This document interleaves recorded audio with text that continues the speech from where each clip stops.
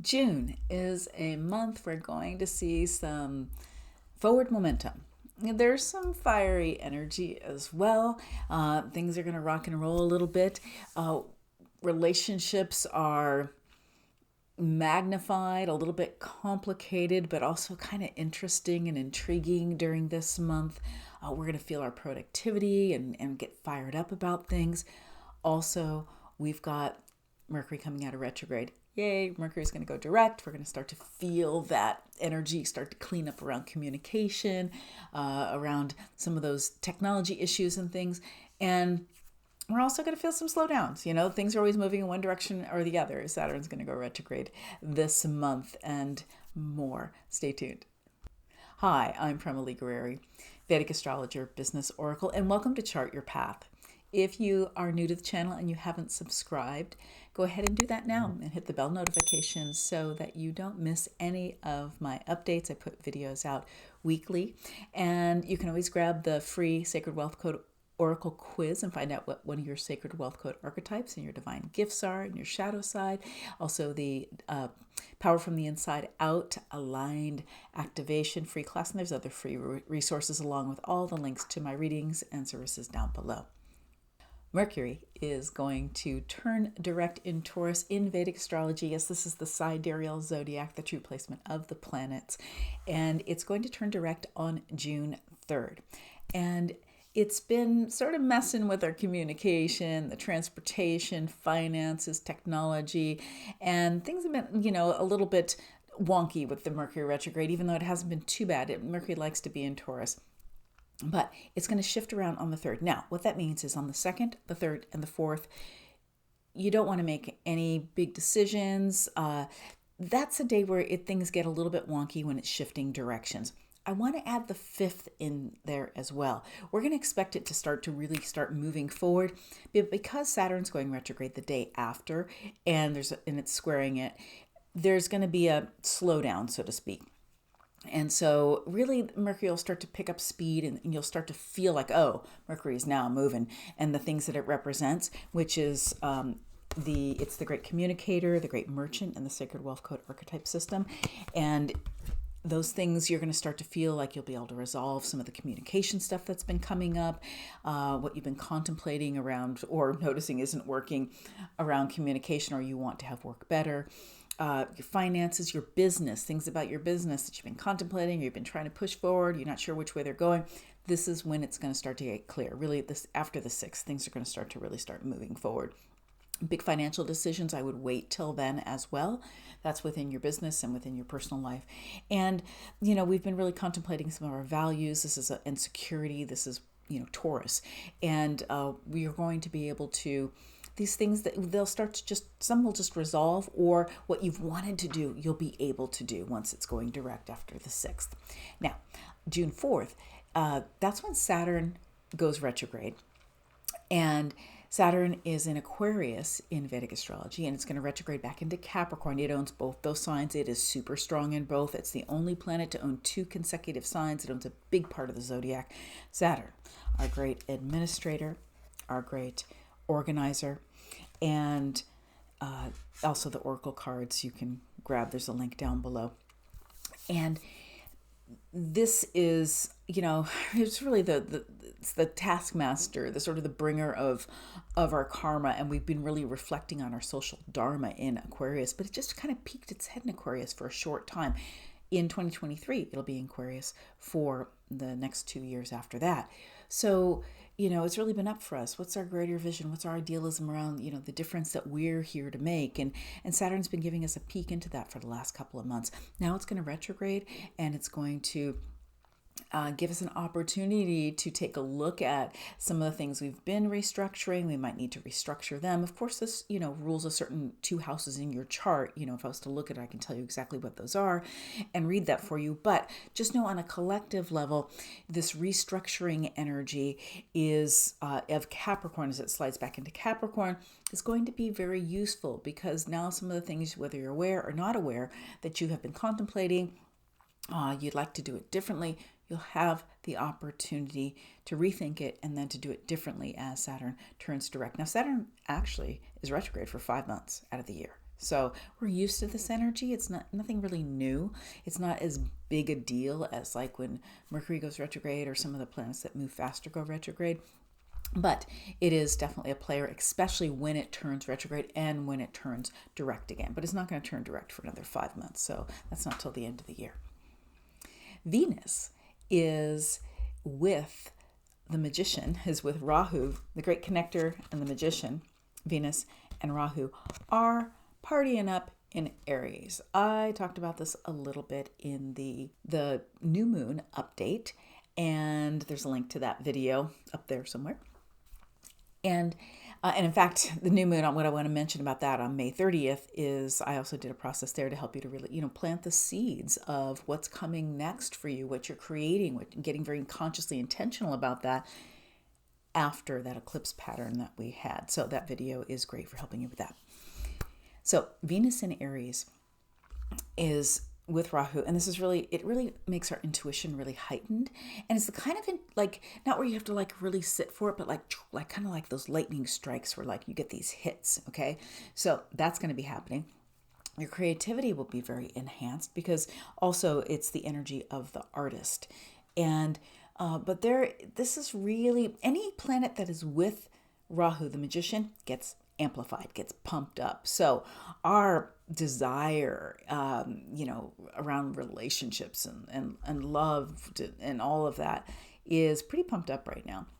And it will be until the 18th of the month. So this could be, the way I'd like you to use this is get creative in relationships. Don't let the relationships or the energy of this sort of really bat you around. Instead, if you're in a relationship, how can you become more creative in that relationship? How can you make your connection more creative? And if you are, dating and looking for a relationship, if you're meeting people, take your time, okay? If things are too good to be true, they probably are. You could be attracted to foreign partners, long distance relationships, real out of the box people you normally wouldn't be attracted to. That could all absolutely be with this energy, could really be up. So what I want to invite you to do is just take your time, get to know somebody.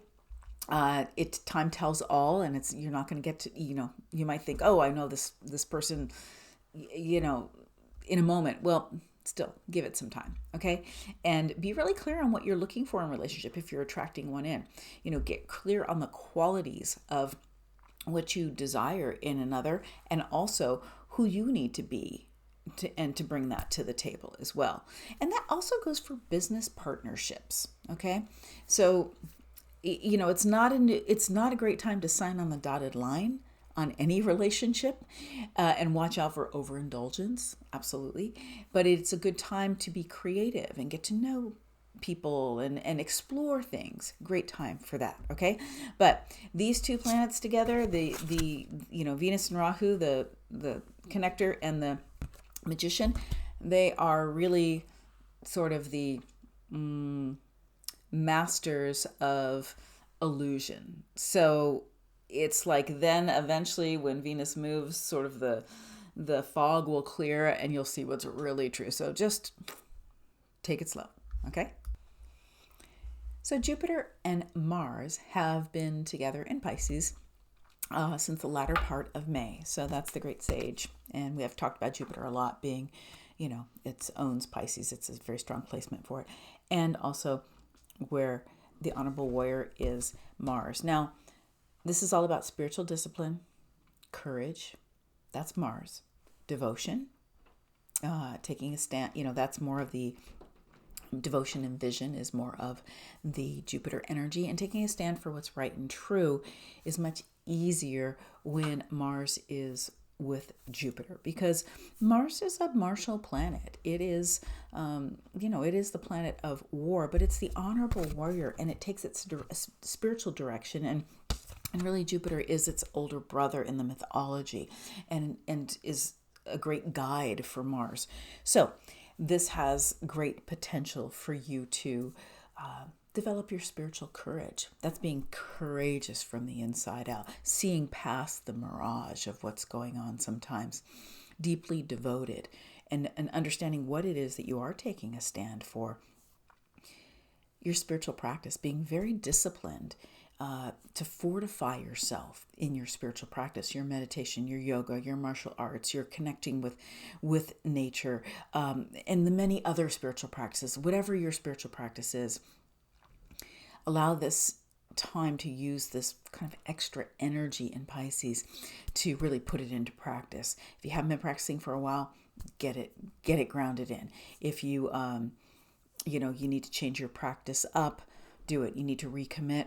It's time. You'll have the energy for it, and it'll fortify you for where Mars is going next, into Aries. On the 27th, it'll move into Aries and be very fired up for your productivity, for your, taking action on things, and a little bit volatile too. So that's on the 27th that it moves into Aries. It owns Aries. That's the honorable warrior. That's Mars. And we just want to watch out. It can be very impulsive in that placement, and it can be very powerful, and you want to use that for the right things. But if you've got your spiritual discipline underneath you, then you've got the fortitude, you've got the wherewithal, and you've got the insight to do so. So you just really want to use this energy well. On June 14th, we've got the full moon, and it's in Scorpio. It's in the nakshatra of Jesta. Now, this is the second full moon we've had in a row in Scorpio. The last full moon that we had was in Scorpio, and it was that was the eclipse.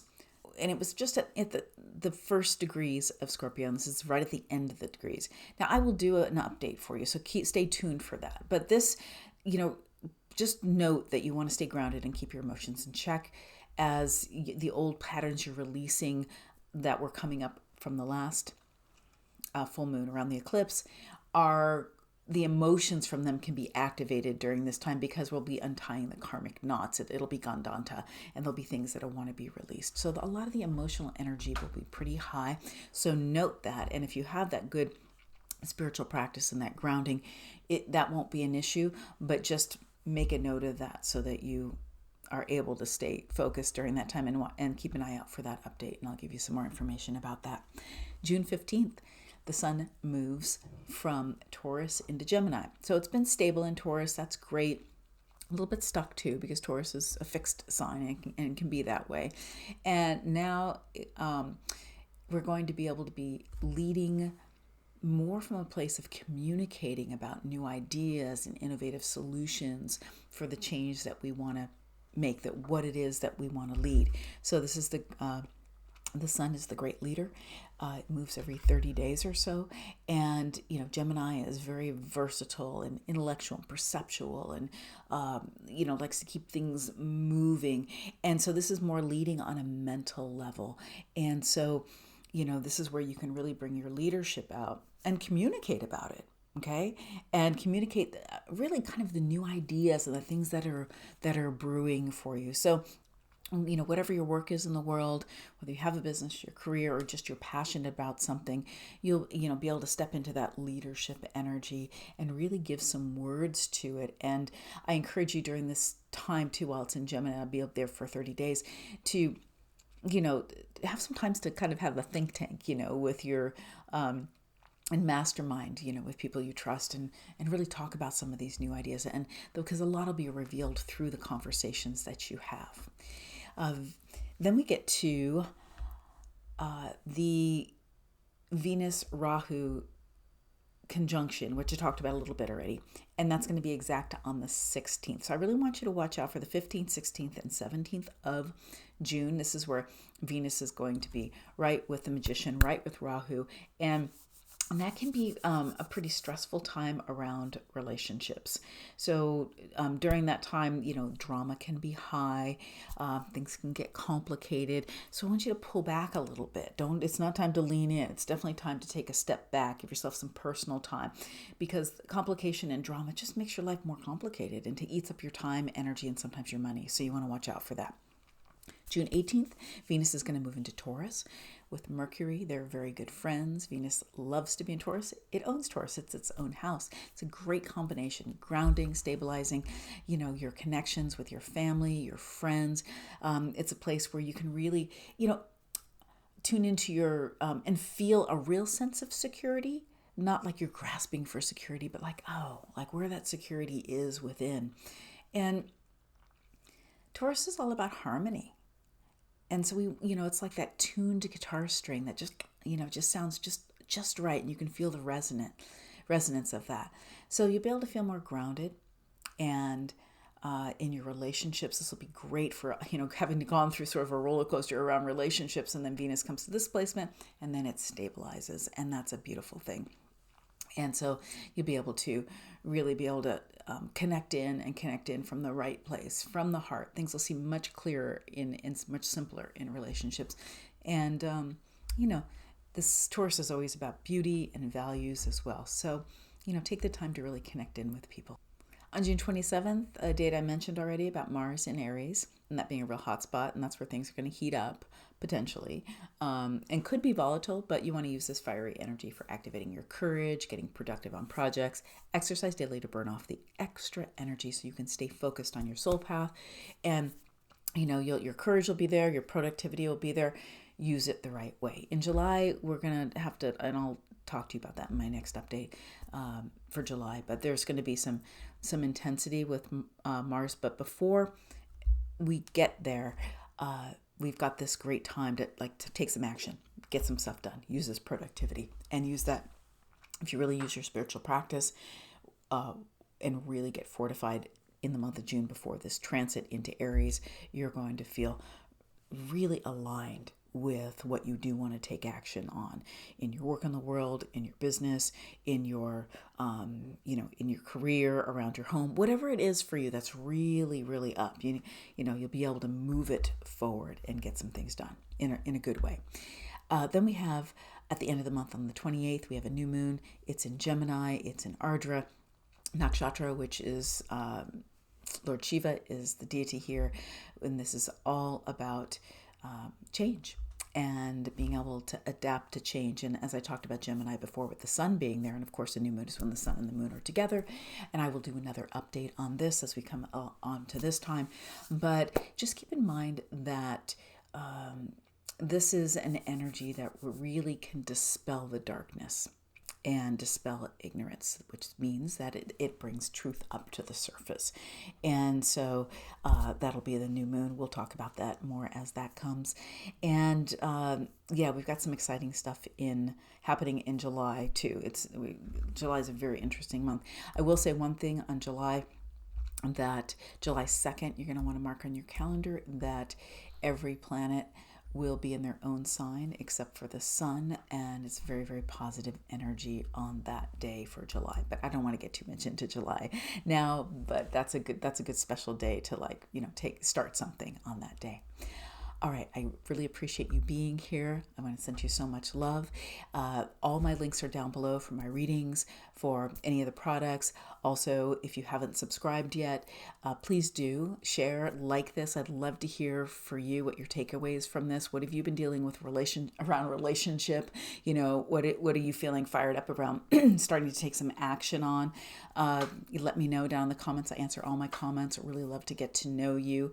And there's a link down below to book a call for the Solutionary Blueprint, and that's specifically if you are a conscious woman visionary and you really want to take your work in the world, discover what that is, or take it to the next level as far as your business or your project goes. Do that from the inside out, aligned with your soul blueprint and your Sacred Wealth Code. There's a link for us to have a call and see if that's a program that would be a good fit for you. All right, so much love to you, and I look forward to seeing you again real soon.